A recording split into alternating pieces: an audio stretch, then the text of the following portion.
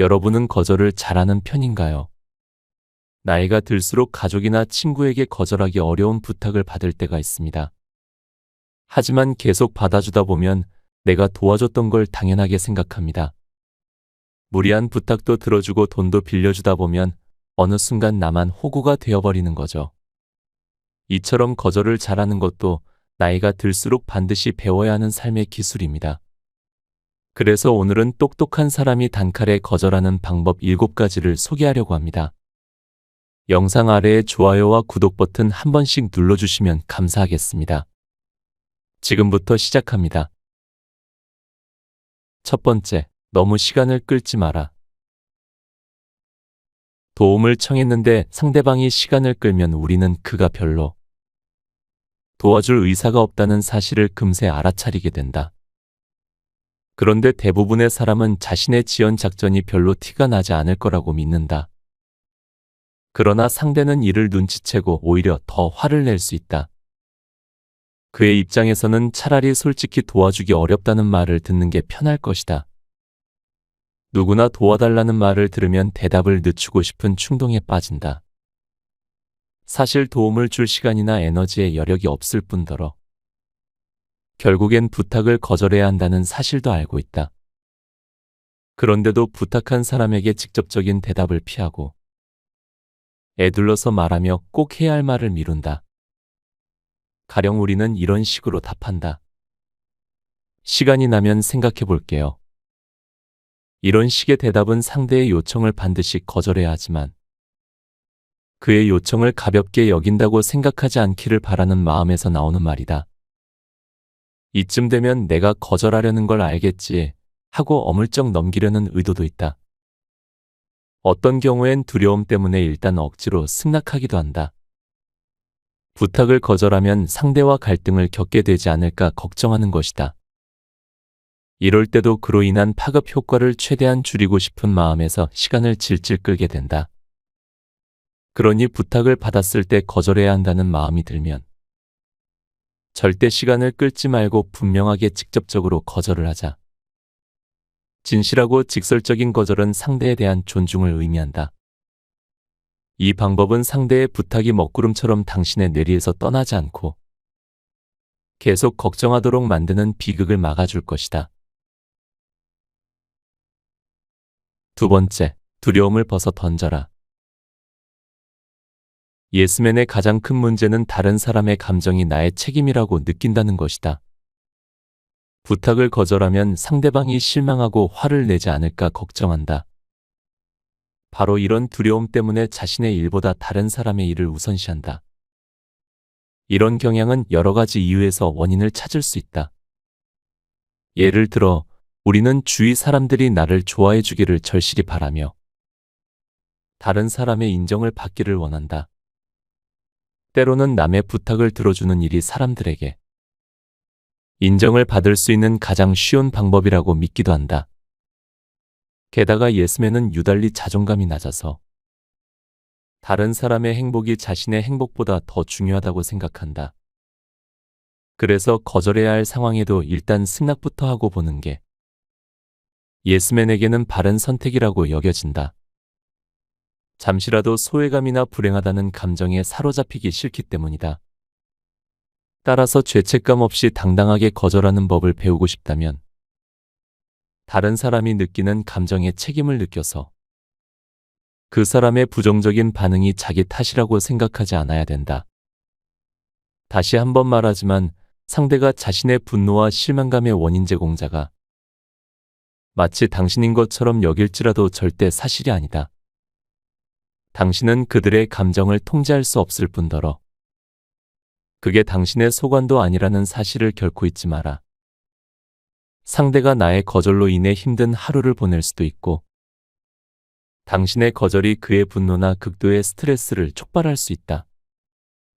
하지만 분명한 사실은 거절은 다른 사람의 마음을 의도적으로 아프게 하는 것과는 완전히 다른 상황이라는 점이다. 가는 말이 고와야 오는 말이 고운 법이다. 당신이 정중하고 솔직한 태도로 거절했는데도 상대가 적대적인 반응을 보인다면 그냥 무시하고 마음에서 지워버려라. 그가 느낀 부정적인 감정과 그로 인한 적대적인 태도는 그의 내면에서 솟아난 그 사람의 것이다. 세 번째, 결코 거짓말로 거절하지 마라. 누군가의 부탁을 들으면 거짓말로 둘러대고 싶은 마음이 생길 수도 있다. 특히 당신이 하고 싶지 않은 일을 부탁받았을 때, 당신은 지금의 형편을 있는 그대로 말하고 싶을 것이다. 그러나 너무 솔직하게 말하면 상대방이 기분 나빠하거나 화를 내지 않을까 하는 걱정이 들어 서둘러 거짓말을 둘러댄다. 예를 들어 병원에 예약을 해둬서 공항까지 데려다 줄 수 없어요라고 말한다. 사실은 병원에 갈 계획이 전혀 없다. 이런 변명은 부탁을 들어주지 않으려는 임시방편에 불과하다. 우리는 이런 표현이 작은 거짓말에 불과하므로 이 거짓말로 상처를 입는 사람은 아무도 없다고 스스로를 위로한다. 이보다 더 심한 거짓말은 많이 있으니까 말이다. 그러나 거짓말에는 반드시 대가가 따른다. 피해가 없는 사소한 거짓말이라도 계속하다 보면 자신의 권위를 스스로 갉아먹게 된다. 여기에 더해서 자기 합리화를 다른 사람은 어떻게 생각할까 걱정하게 만들기도 한다. 단순히 공항까지 운전하기가 싫은 게 진짜 이유라고 치자. 자동차가 필요할 때마다 데려다 달라고 부탁을 받는 사람이 되고 싶지 않다는 또 다른 이유도 있을 것이다. 이때 당신의 감정을 어떻게 표현할지 생각해보자. 고속도로 체증이 싫어서 공항까지 데려다 주기 싫어요. 이번 주는 너무 힘들어서 오늘은 쉬려고 했어요. 언뜻 보기에는 이런 식의 대응이 무례한 것 같지만 직설적인 반응은 오히려 상대에 대한 존중심을 보여준다. 상대를 존중하기 때문에 솔직하게 대답하는 것이다. 무엇보다도 이런 표현은 자신의 권위를 위해 스스로를 훈련하게 돕는다. 이 핑계 저 핑계 둘러대며 도와줄 수 없다고 하면서 내심 미안함을 느끼는 게 아니라 스스로 결정을 통제할 수 있다는 자신감을 기르게 한다. 거짓말은 남에게도 좋지 않고 무엇보다 나에게 좋지 않다. 네 번째, 자신의 한계를 설명하라. 나의 한계를 설명하는 전략은 내가 제일 좋아하는 거절법이다. 이 방법은 도움을 청하는 사람이 부탁을 강요할 수 없는 상황을 연출한다는 점에서 아주 특별하다.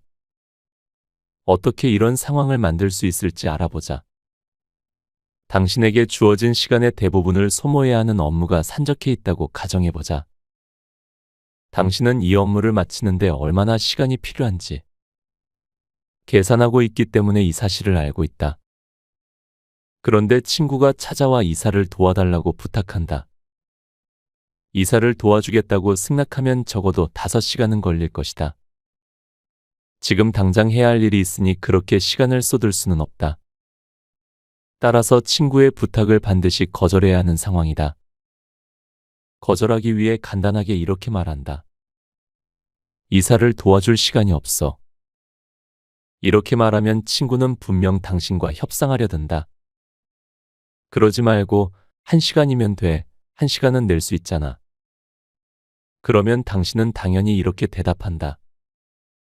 1시간이라고? 적어도 5시간은 걸릴 거야. 그 순간 친구는 반박한다.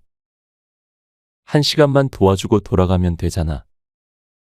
이런 식으로 친구와 계속 말을 주고받으면 끝도 없는 논쟁이 벌어지고 결국 상대는 서운함을 느끼게 되어 둘 사이에 갈등만 쌓인다. 반면에 친구에게 나의 일정을 분명하게 알려주고 왜 도와줄 시간이 없는지 설명하면 협상 과정 자체를 없앨 수 있다. 다른 날이면 정말 도와주고 싶어. 그런데 오늘은 어쩔 수 없어. 나는 오늘 오후 5시까지는 이 일을 반드시 끝내야만 해. 그 뒤로 중요한 미팅도 2개나 있어. 오늘은 정말로 이사를 도와줄 시간이 없어. 이 방법을 죄책감을 느끼지 않고 효과적으로 사용하려면 실제로 그날이 바쁜 날이어야 한다. 일부러 거짓말을 하지 말라는 뜻이다. 도저히 도울 수 없는 이유를 자세히 설명하면서 당신에게 할 일이 쌓여 있다는 사실을 상대에게 알려주자. 그러면 도움을 청한 사람은 거절을 당했다고 생각하지 않고 정말로 당신이 도와줄 수 없다는 사실을 받아들이고 인정하게 된다. 누구나 쓸 수 있는 에너지는 한정되어 있다는 사실을 기억하자. 5번째, 거절해도 예의를 지켜라. 도움을 청하는 쪽에서 계속 무례하고 고압적으로 나오면 나 또한 예의를 지키며 대하기가 어려워진다. 내가 마치 도움 요청을 받으면 자동 판매기처럼 응할 거라고 생각하는 태도의 반감이 생기고 그러면 만만한 사람이 아니라는 걸 보여주기 위해 상대방과 똑같이 행동하고 싶은 충동을 참기가 힘들어진다. 그러나 이런 충동을 억제해야 한다.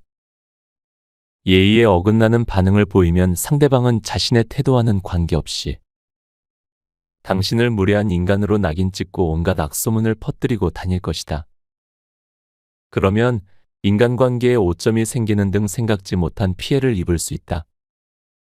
이런 상황을 피하기 위해서라도 거절을 할 때는 강하면서도 동시에 예의 바르게 행동해야 한다. 강하게 대응하는 태도는 자신의 결정에 핑계나 거짓이 없다는 메시지를 전달하는 것이고, 예의 바른 태도는 상대를 존중한다는 것을 보여준다. 이렇게 되면 상대방은 나의 거절에 적대적인 반응을 할 수 없게 된다. 정중한 태도는 자신을 통제할 수 있다는 사실을 보여준다. 상대가 정중하게 나오는데 자기의 뜻대로 되지 않는다고. 함부로 분노를 폭발키는 사람은 요주의 인물이 된다. 예의 바르지만 단호하게 거절하는 모습을 보이면 남들이 흠잡기가 어렵다. 가령 당신이 이렇게 말한다고 치자. 날 믿고 도움을 청해준 건 고마워. 그런데 내일까지는 밀린 업무 때문에 내가 너무 바빠. 나중에 다시 의논해 줄래? 이렇게 대응하면 상대방은 틈새를 찾을 수 없게 된다. 더구나 믿어줘서 고맙다는 표현을 했기 때문에 기분이 나쁘다는 반응도 할 수 없다. 나중에 여유가 생겼을 때 다시 물어봐 달라고 하면서 당신에게 도와주고 싶은 의사가 있다는 걸 보여준 것은 성의 표시를 한 것으로 이 또한 상대를 배려한 것이다. 도움 요청을 거절할 때는 이렇게 예의를 지키면서 강하게 주장하는 방법을 함께 사용하자. 예의 바른 태도는 당신이 상대방을 존중하고 상대방에게 애정과 관심이 많은 사람이라는 인상을 심어준다. 그 결과 상대는 당신의 거절을 있는 그대로 받아들이게 될 것이다. 6번째, 거절할 때 죄책감을 버려라. 누군가에게 안 된다 말하고 나서 한동안 죄책감이 드는 이유는 무엇일까? 그건 절대 당신이 나쁜 사람이어서가 아니다. 부탁한 사람에게 나쁜 짓을 했거나 해를 입혀서도 아니다. 죄책감은 학습된 반응으로 지금까지 살아오면서 당신의 마음속에 깊이 각인된 반응이다. 어린 시절로 거슬러 올라가 보자. 안 돼 라는 말을 얼마나 쉽게 했는지 기억나는가? 어릴 적 우리는 그런 말을 할 때 타인의 감정 따위는 신경 쓰지 않았고 예의 없는 행동이라고 생각하지도 않았다. 하기 싫으면 그냥 하기 싫다고 당당하게 말했다. 애둘러 말하거나 변명거리를 찾으려고 애쓰지 않았다. 시간을 몇 년 앞당겨 초등학생 시절로 돌아가 보자. 이때 당신은 부모님이나 선생님처럼 권위 있는 사람들이 노라는 말을 듣기 싫어한다는 사실을 깨닫게 된다. 그리고 이 말이 불러오는 피드백을 받기 시작한다. 그로 인한 부정적인 파장들이 본격적으로 머릿속에 주입되기 시작하는 것이다. 다른 사람들의 부탁을 거절하면 그들은 내심 실망을 하거나 심한 경우 화를 내지 않을까? 물론이다. 하지만 기억하자. 당신은 다른 사람의 반응을 통제할 수 없다. 그러니 당신은 침착하게 진실한 태도로 거절을 하면 된다. 부탁하는 사람을 달래는 일은 당신이 할 일이 아니라는 점을 기억하자. 다른 사람의 일을 자신의 일보다 우선적으로 여기지 않는다고 해서 당신이 나쁜 사람이 되는 건 아니다. 당신은 서로의 이익과 해야 할 일이 다르다는 점을 알고 그 일을 제한된 시간 내에 합리적으로 관리하면 된다. 7번째, 변명하고 싶은 마음을 참아라. 도와달라는 요청을 받았을 때 이런저런 변명을 늘어놓고 싶은 마음은 이해가 간다. 예를 들어 당신이 도저히 시간을 낼 수 없어 친구의 부탁을 거절해야 한다면 제일 좋은 방법은 얼굴을 맞대고 정중하게 상황을 설명하면서 거절하는 것이다. 하지만 대부분은 상대방이 퇴짜를 놓는다고 생각하지 말았으면 하는 마음에 서둘러 변명을 한다. 예를 들면 이런 식이다. 자동차를 수리 맡겨서 공항까지 데려다 줄 수 없어. 허리를 다쳐서 내일 이사를 도와줄 수 없어. 아이들이랑 영화를 보러 가기로 해서 일을 도와줄 수 없어. 이런 변명은 부탁하는 사람을 속이는 것이다. 아마도 자동차는 멀쩡하고 허리는 하나도 안 아프고 아이들은 당신이 영화관에 데려가려는 걸 전혀 모르고 있을 것이다. 이 모든 것은 거절을 정당화하려고 변명거리를 만들어낸 것에 지나지 않는다. 상대방이 모를 것 같지만 당신의 표정만 봐도 궁색한 변명을 남발하고 있다는 사실은 티가 나기 마련이다. 변명을 하면 두 가지 문제가 발생한다. 첫째, 거짓말을 했기 때문에 죄책감을 느낀다. 하지만 이보다 더 심각한 문제는 거짓말이 들통날 수 있다는 것이다. 앞서 말했듯이 우리는 생각만큼 거짓말을 잘 숨기지 못한다. 결국 거짓말이라는 게 들통나면 신뢰할 수 없는 사람이라는 오명을 덮어쓸 수 있다. 둘째, 변명하면 협상의 여지를 주어 결국 당신의 시간과 노력이 들어가게 된다. 예를 들어 오늘 오후에 도움을 청하는 이웃에게 아이들과 영화관에 가기로 했다고. 변명하며 거절하면 이웃은 그럼 내일 도와줄래요? 라고 물어볼 수 있다. 상대방은 어떻게 해서든지 도움을 받고 싶어서 매의 눈으로 당신의 허점을 노리고 있다. 자동차가 고장이 나서 공항까지 데려다 줄 수 없다고 하면 다음에 자동차가 멀쩡할 때 다시 도움의 손길을 구할지 모른다. 무슨 얘기인지 이해할 것이다. 변명을 남발하면 다음 기회에 다시 노라고 말하기가 어려워지고 빠져나갈 구멍이 점점 사라지게 된다. 그렇다는 것은 거절하면서 변명하지 않는 게 더 나은 방법이라는 얘기다.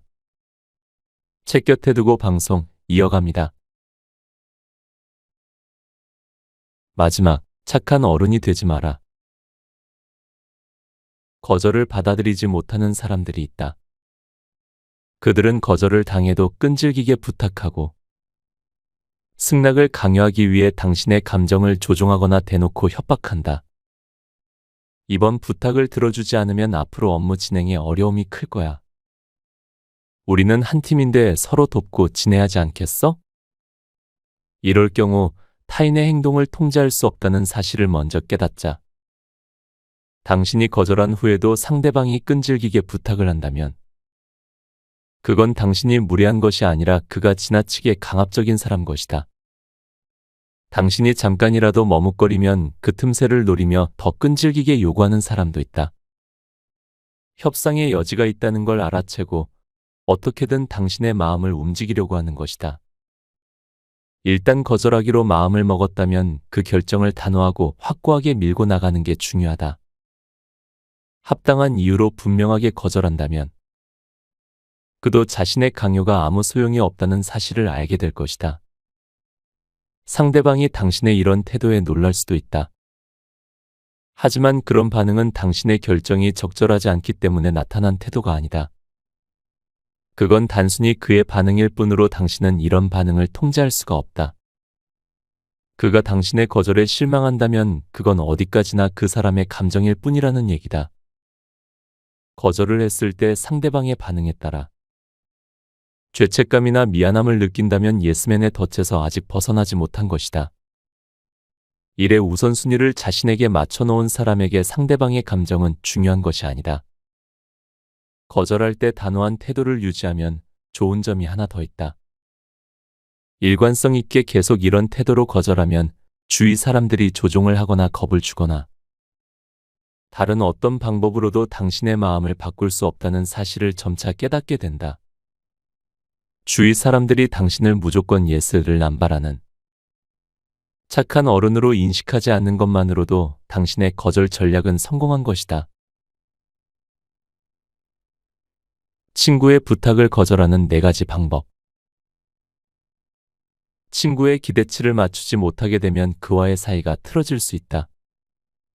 서로에 대한 신뢰와 친밀감에 나쁜 영향을 줄 수 있고, 앞으로 친구와 이야기할 때 팽팽한 긴장감이 생길 수 있으며, 심지어 금방이라도 싸울 것처럼 대화하게 될지도 모른다.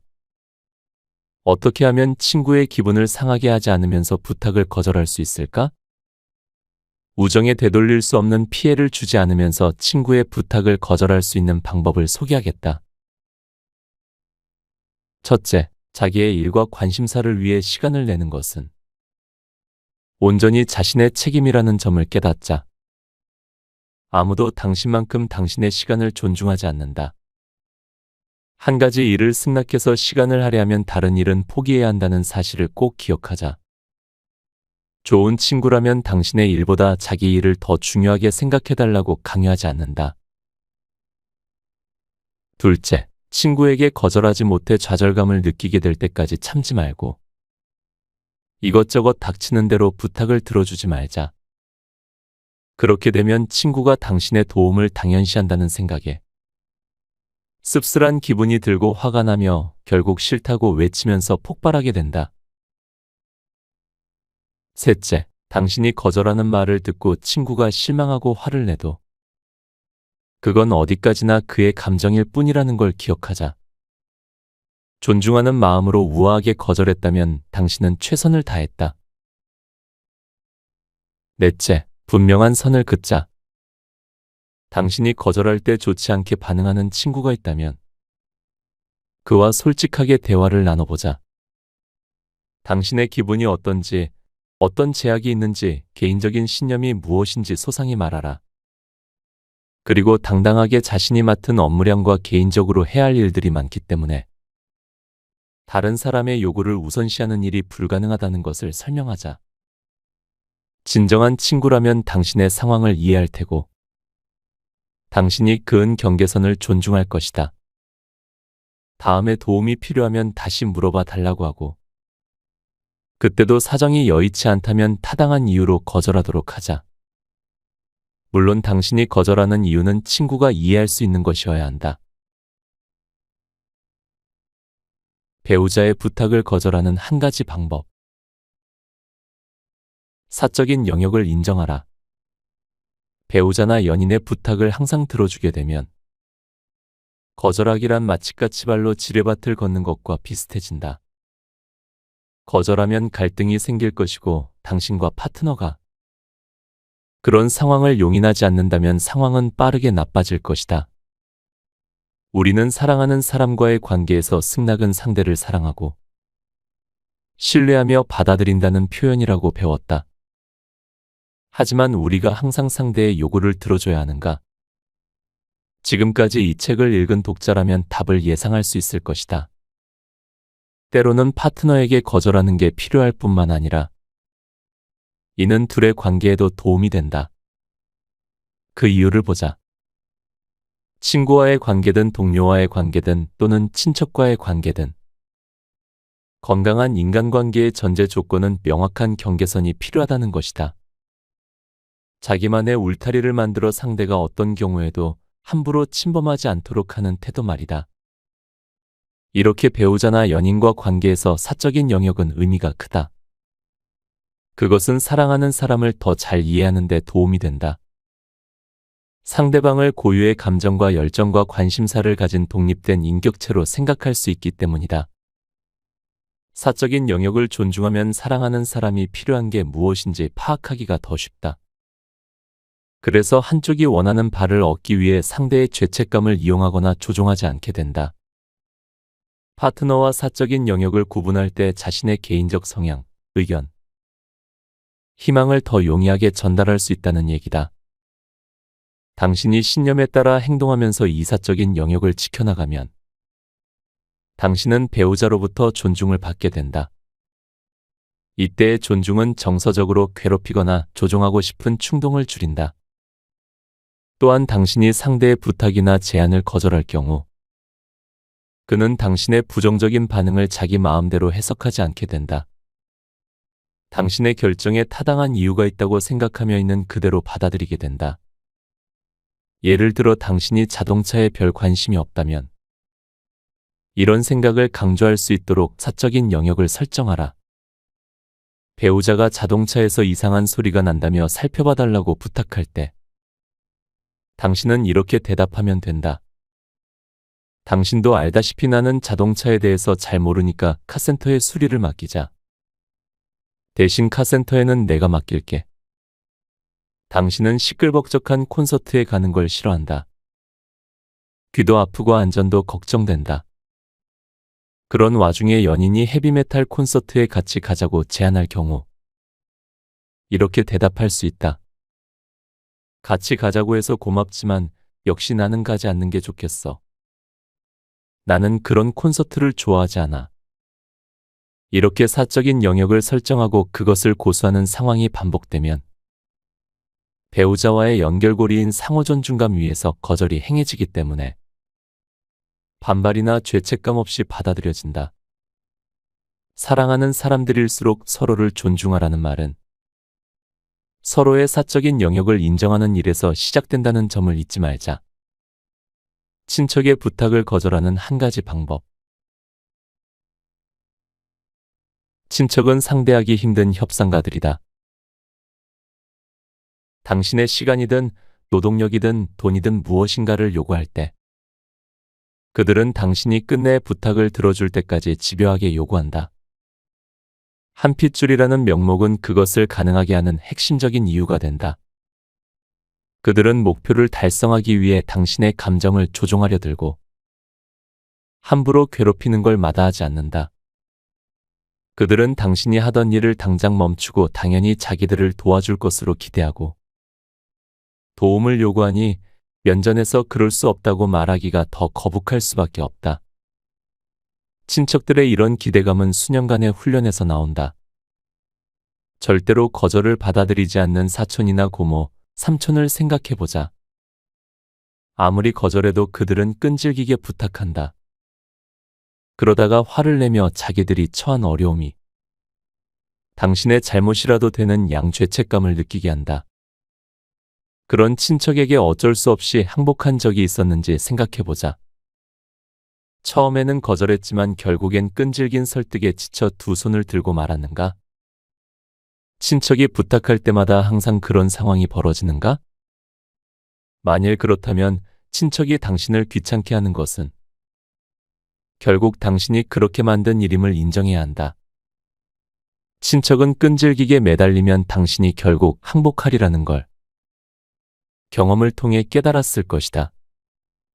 또한 당신이 거절했다는 사실에 죄책감을 느끼게 해서 결국 항복을 받아내는 방법도 꿰뚫고 있을 것이다. 이런 상황을 해결하는 방법은 그들이 받아들일 수밖에 없는 새로운 기대치를 세우는 것이다. 그들이 인정할 만한 경계선을 반드시 그어야 한다. 이를 위해 가장 먼저 해야 할 일은 도와줄 의사가 있는 일은 무엇이고 그렇지 않은 일은 무엇인지 원칙을 만드는 일이다. 처음엔 그들이 기분 나빠할 수도 있다. 심할 경우 적대감까지 보일 수 있다. 그러나 당신이 일관성 있게 행동한다면 자기들의 기대와는 달리 당신을 마음대로 조종할 수 없다는 사실을 깨닫게 될 것이다. 이는 만만하게 보이지 않는 태도로 일관한 덕분에 얻는 소득이다. 곁에 두고의 짧은 생각. 어느 책에서 감명 깊게 읽었던 부분이 있었습니다. 거절은 상대의 부탁을 거절하는 거지 상대를 거절하는 게 아니다. 이렇게 생각하면 마음이 조금 더 편안합니다. 상대를 거절하는 마음이 들면 어떤 부탁도 다 거절하지 못할 겁니다. 하지만 상대의 다양한 부탁 중에 이 부탁은 거절해야겠다는 마음으로 살면 조금 더 당당하게 거절을 말할 수 있습니다. 이처럼 거절은 단순히 상대방의 부탁을 거부하는 것이 아닙니다. 그것은 자신을 보호하고 자신의 시간을 존중하는 방법이기도 합니다. 나이가 들수록 우리는 더 많은 의무와 책임을 안게 되는데 그 안에서 나 자신을 잃지 않기 위해서는 확실한 경계가 필요합니다. 어찌 보면 거절은 나를 위한 정말 중요한 부분이라고 생각합니다. 여태껏 남을 위한 인생을 사시면서 거절을 못하셨다면 오늘부터는 작은 거절을 연습하시는 건 어떨까요? 보험 권유 거절하기, 마트 전단지 안 받기를 도전해보세요. 나로 살아가는 구독자 여러분을 응원합니다. 오늘도 함께 해주셔서 감사합니다. 책, 에노라고 말하는 기술을 읽고